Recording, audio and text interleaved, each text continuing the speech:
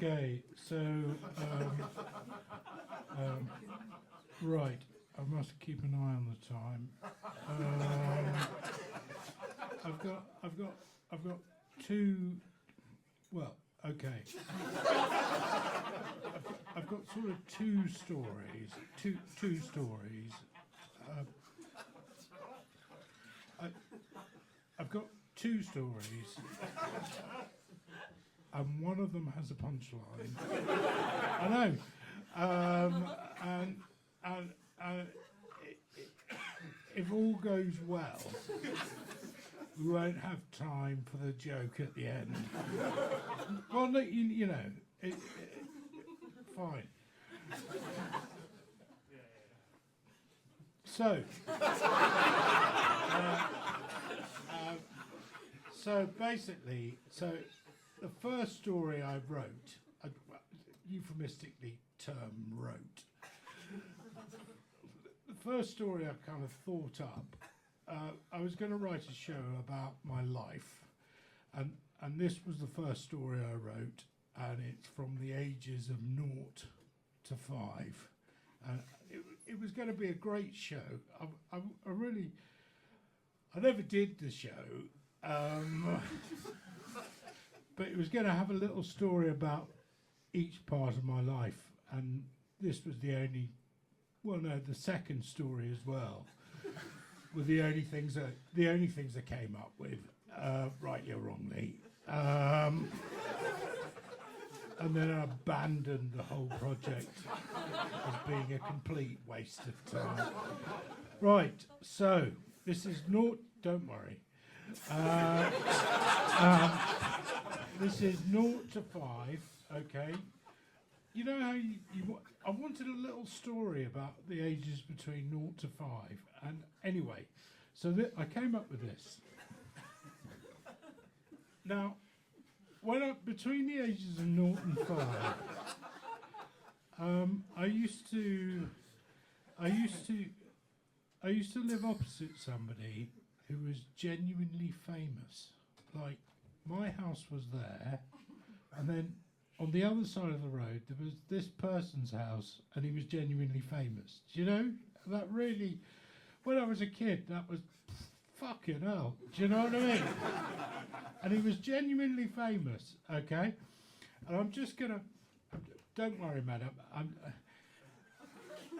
just going to ask you a question, and the answer is either yes or no, and no one cares what you say. And I can deal with either. Yeah, I am totally cool with either answer. I can go one way with it, or I can go. It'll be amazing. Okay. Have you? And don't worry. Just relax. Okay. Have you? It's fine. Have you ever heard of Roy Castle? No. Right. Fuck. What are we going to do now? We're fucked, aren't we? Totally fucked. Right, okay.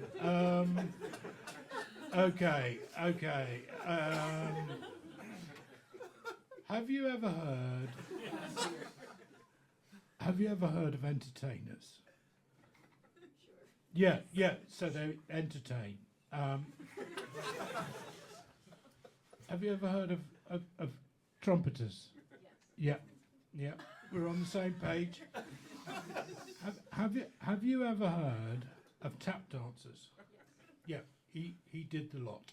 Yeah, he was properly fucking famous, you know. Okay, I'm not sure what I do now. So fine. Yeah, no, that's fine.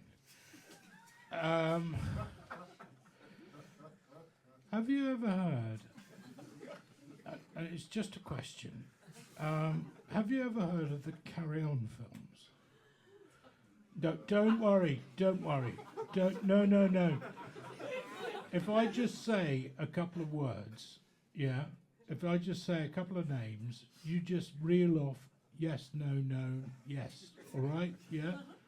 If I say Hattie Jakes, Bernard Breslaw, no. Sid James, no. Charles Hawtrey, no, fine. Where are you from? Canada, yeah, fine. Didn't you have the Carry On films in Canada? You didn't? No, fucking hell. Anyway, so the Carry On films are a bit louche. They're 1970s. They're wonderful films. There used to be a team. They used to call them the Carry On team. Okay. And they do these silly films, and they'd do in different places, but it was always the same. Well, it wasn't always the same. They varied the cast. And it wasn't what you'd call a holistic team, because they were all sort of their own sort of character comedians. So it didn't really make much sense, but they were very louche. And one of the most famous Carry On films, and it is relevant. It is relevant to the story. One of the most famous Carry On films was a film called Carry On Up the Khyber. Yeah. No, don't worry.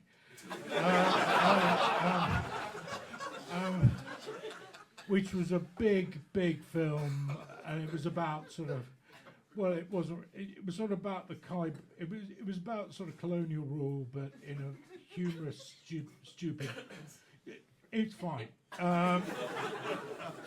Anyway,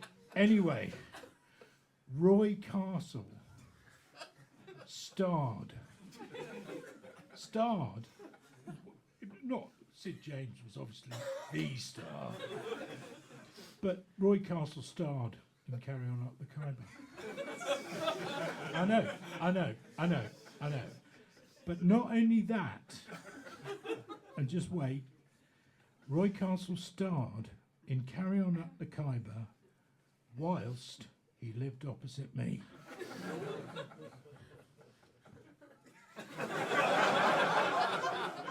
I know, it's fucking amazing, isn't it?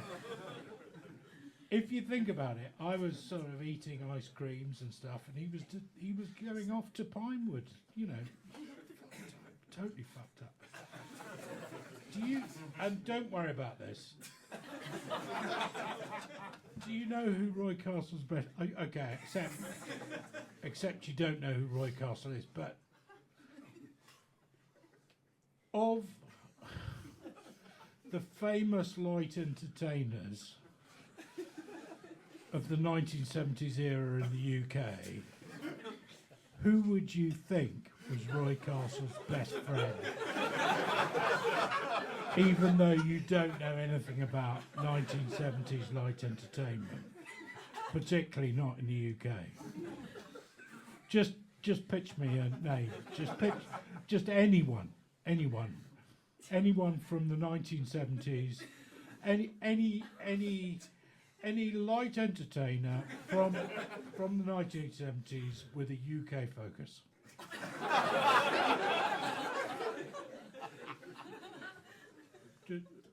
Oh God.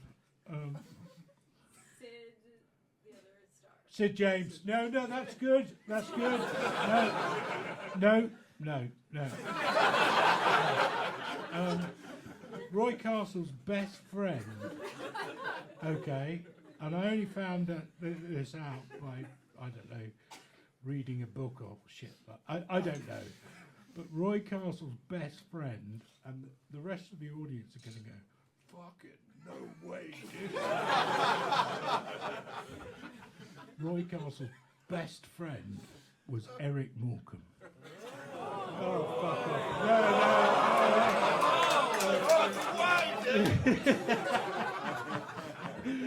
No. Yeah, no. And I once saw Eric Morecambe's Rolls Royce in Roy Castle's Drive. Thank you.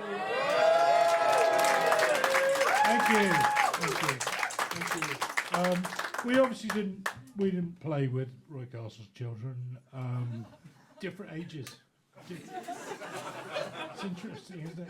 It's fucked up, isn't it? But we didn't socialise at all or communicate with one another in any meaningful way. But and the breaks, and then we moved. Just one of those things. Okay. So I've got the second story, and hopefully I've got time to do it. I'll make this one a quickie. No, I will. I'll make this. Have you ever? And don't worry. It's fine. It's fine. Absolutely fine. Have you ever heard of Val Doonican? No, fine. Don't worry. No, it's fine. Have you ever heard of Perry Como? You've never heard of Perry Como, and you're from that part of the world. Fucking hell. Have you ever heard of Andy Williams? No, fucking hell. Right. So in the 1970s, no, it's important. In the 1970s, Perry Como used to do this singing show, and it was a really simple singing show, and people would come on and they'd sing a song and be sort of dancing and, you know, nice chat with Perry Como and that. He'd do like a lovely show at Christmas in the Alps, and people would be wearing fur coats and sort of roasting things on fires and having a lovely time. And that was the Perry Como show. And in the UK, every country had to have their own sort of version of that show. And in the UK, it was the Val Doonican show.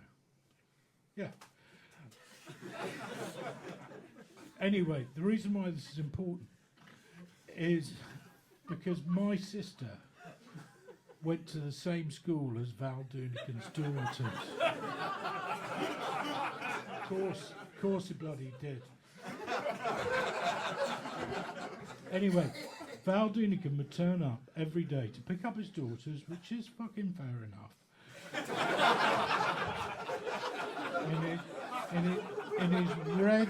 in his red Jag.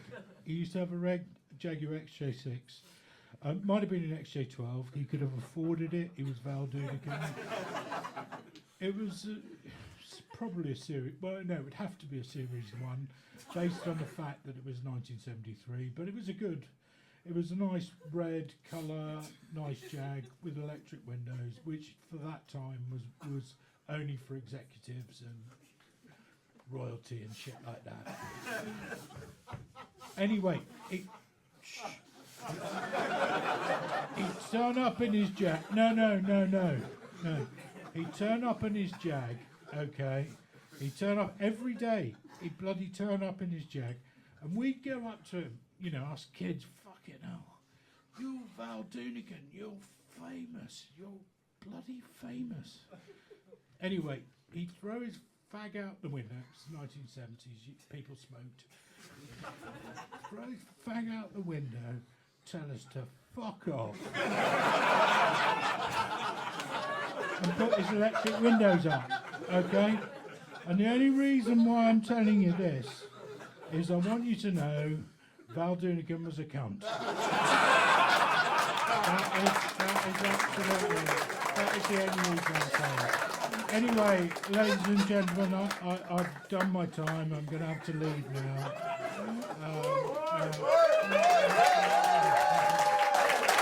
Thank you very much. Thank you. Happy New Year.